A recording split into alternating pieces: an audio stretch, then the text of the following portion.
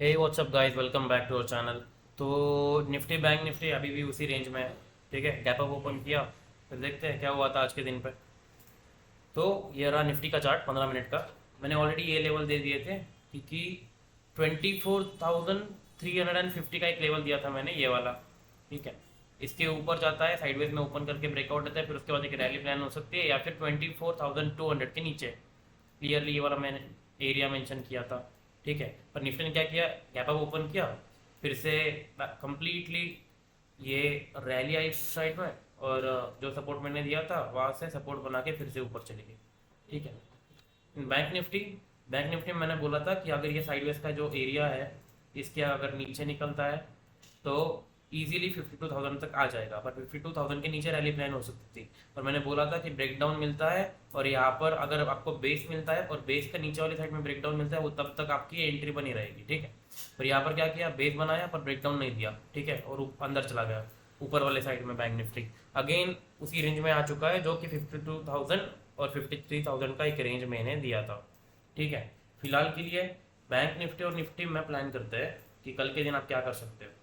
Nifty में ये वाला एरिया साइडवेज का जो मैं दिया था 24,350, पहले तो वो कर लेते हैं। और बॉटम वाले साइड में 24,200 का लेवल, ये वाला कम्प्लीटली साइडवेज का एरिया है। अगर तो कल के दिन पे 24,350 के ऊपर अगर निकलता है और यहाँ पर बेस बनाता है, वहाँ से ऊपर निकलता है, तो इजीली आप 24,500 तक प्लान कर सकते हो, क्योंकि कॉल सेलर जो एक्टिव रहेंगे 24,400 के, वो थोड़ा पैनिक में आएंगे और वो अपनी पोजीशन स्क्वेयर ऑफ करना चालू करेंगे। ठीक है, इन इन अदर ओपिनियन, अगर 24,200 के नीचे चला जाता है तो इजीली आपका 24,000 का टारगेट अचीव हो सकता है, मतलब इजीली आपको 200 पॉइंट्स कैप्चर हो सकते हैं। पर आप उसको कैप्चर कैसे करोगे, जब अगर अगर ये इसको साइडवेज में ओपन करके नीचे क्लोज करता है, ब्रेकडाउन देता है, और स्लोली ऊपर वाले साइड में आके बेस बनाता है और बेस का ब्रेकडाउन दिखता है, उसके बाद आप एंट्री करोगे। ठीक है, इजीली 1:2 1:3 का ट्रेड प्लान हो सकता है इन निफ्टी।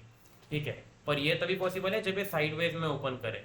अगर ये अगर बहुत ज़्यादा गैप ओपन करता है कि 24,500 तक, तो क्लियरली अगर रेड कैंडल दिखता है तो आप क्लियरली गैप फिलिंग का ट्रेड प्लान कर सकते हो यहाँ तक। ठीक है, ये हो गया निफ्टी का।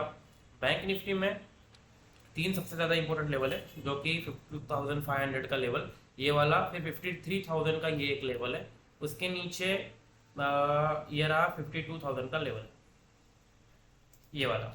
ये तीन लेवल सबसे ज़्यादा इंपॉर्टेंट है। ठीक है, अभी फिलहाल के लिए देखते हैं इसमें क्या प्लान हो सकता है।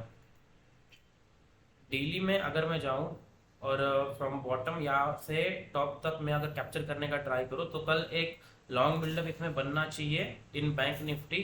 पर वो कब पॉसिबल होगा, जब अगर 52,500 का लेवल फिर से ब्रेक होता है। तो मान लो जैसे 52,600 के सेलर कंप्लीटली एक्टिव रहेंगे, ये वाले अभी चल रहा है 52,300, यहाँ पर कंप्लीटली कॉल सारे एक्टिव रहेंगे।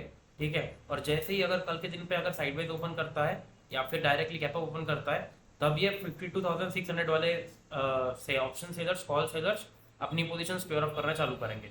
उसके बाद 52,500 के ऊपर या फिर 600 के ऊपर अगर बेस बनाता है, तो आप इजीली एक लॉन्ग का ट्रेड प्लान कर सकते हो टिल 53,000।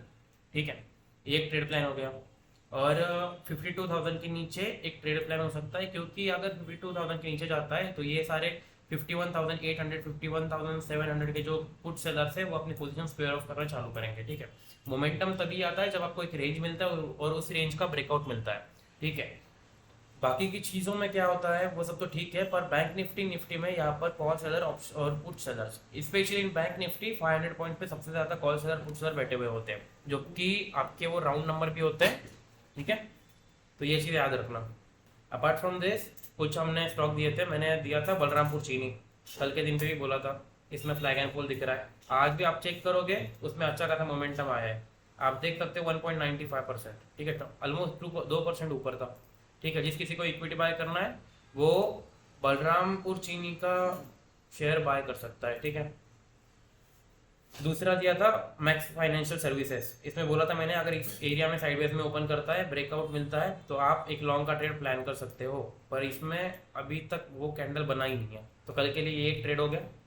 दूसरी चीज़ आईओसी, आईओसी में मैंने कल का ट्रेड दिया था कि अगर यहाँ से देखो, ये ड्राइंग भी अभी के अभी वैसा ही है कि ये वाले एरिया रेजिस्टेंस का था, 3 बार रेजिस्टेंस ले चुका है, अभी अगर इसके ऊपर ग्रीन कैंडल दिखता है, बेस बनाता है, बेस का ब्रेकआउट मिलता है, तो आपकी एंट्री प्लान हो सकती थी।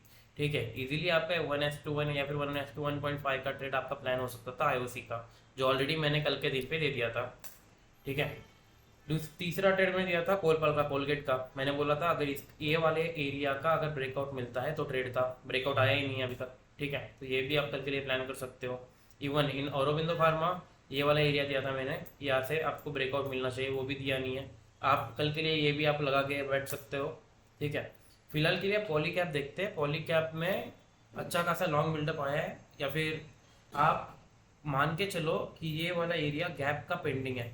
ठीक है, जैसे अगर गैप अप ओपन नहीं करता है कल के दिन पे और इसी वाले रेंज में ओपन करता है, मतलब जो कि आज का डे हाई है इसका पॉली कैप का, इसके अंदर कहीं साइडवेज में ओपन करता है इधर या उधर, मान लो ये वाले एरिया में बिलो 6640 के नीचे अगर कहीं ओपन करता है, आप क्लियरली इसका फ्यूचर बाय करके बैठ सकते हो।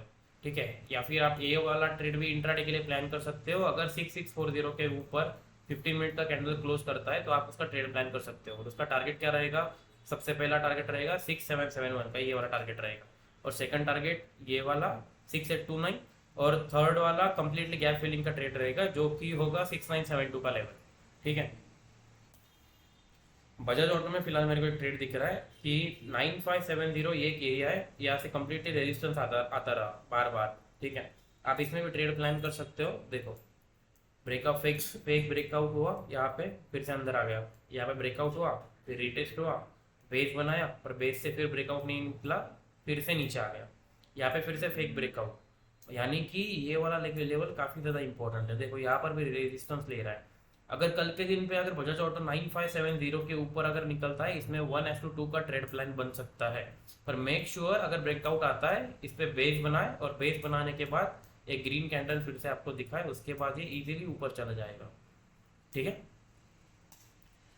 फिर बात करते हैं श्रीराम फाइनेंस की। श्रीराम फाइनेंस में देखो क्या हुआ है, 7-8 दिनों से कंप्लीटली डाउनफॉल आ रहा है इसमें, पर ये वाला लेवल मेरे को कहीं ना कहीं अच्छा खासा बेस वाला दिख रहा है।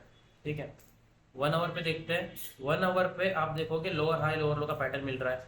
देखो ये हाई बना, फिर से ऊपर से नीचे आ गया, और ये प्रीवियस जो लो था स्विंग का, ये लो कट कर दिया। यानी कि ये वाला लेवल अभी इंपॉर्टेंट है 2797 और 2780। अगर इसके ऊपर 1 आवर का टाइम फ्रेम पे, अगर 1 आवर के टाइम फ्रेम पे अगर ये ग्रीन कैंडल क्लोज करता है श्रीराम फाइनेंस में, तो मेक श्योर आप इसका कॉल बाय करोगे। ठीक है, वो ट्रेड कल के दिन पे भी निकल सकता है, या फिर 2 दिन के बाद यानी कि मंडे या फिर ट्यूसडे को भी निकल सकता है। या फिर किसी को फ्यूचर बाय करना है तो मेक श्योर कि आप 1 आवर पे ही बाय करना ये वाली कैंडल का, और कैंडल के लो का उसका स्टॉप लॉस रहेगा। ठीक है, और टारगेट रहेगा ये वाला 2870 तक इजीली आ जाएगा। फिर और एक ट्रेड है लॉरस लैब्स, डेली पे देखते हैं इसमें क्या हुआ है। कंप्लीटली अच्छा खासा इसमें लॉन्ग बिल्डअप आया है 2 दिनों में, फिर उसके बाद 4 दिन साइडवेज हो रखा है। अभी अगर इसमें 474.50 के ऊपर अगर 15 मिनट का कैंडल क्लोज करता है, वो वाला लेवल मैंने क्यों लिया, कंप्लीटली देखो यहाँ पे रेजिस्टेंस ले रहा है, यहाँ पे रेजिस्टेंस ले रहा है, इंपॉर्टेंट लेवल हो गया।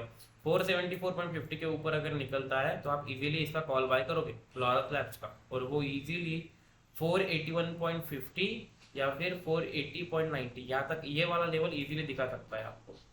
ठीक है, सिंजिन का एक ट्रेड है, डेली पे देखते हैं क्या हुआ है।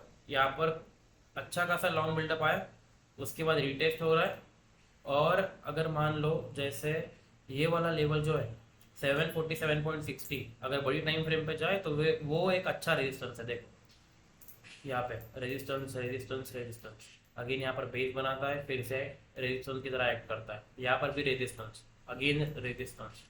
अगर कल के दिन पे इसके ऊपर अगर निकलता है 747.60 के ऊपर अगर साइडवेज में ओपन करके 15 मिनट का कैंडल अगर ऐसा क्लोज करता है, तो मेक श्योर कि आप इसका कॉल बाय करोगे या फिर फ्यूचर बाय करोगे। आपके लिए टारगेट्स काफ़ी अच्छे होने वाले हैं इन सिंजिन। ठीक है, और ऊपर वाले साइड में ये गैप भी पेंडिंग है 781.75 तक, मुझे नहीं लगता कि इसमें कोई प्रॉब्लम वाली चीज़ है। ठीक है, and yes guys, done for the day. इतने ही स्टॉक्स है मेरे पास फिलहाल के लिए, कल के लिए, इंट्राडे के लिए और डिलीवरी के लिए। ठीक है, तो टेलीग्राम किसने किसने ज्वाइन किया है, मेक श्योर कि आप कमेंट बॉक्स में ऐसे लिखोगे कि जिन्होंने ज्वाइन किया होगा, और जिन्होंने नहीं ज्वाइन किया है तो आप ट्राई करो कि आप ज्वाइन करो, आपको आपको इजीली आपके फेवर में ट्रेड मिल रहा है, वो भी फ्री ऑफ कॉस्ट, इससे कोई चार्ज नहीं लगता है, ठीक है। And thank you guys, done for today.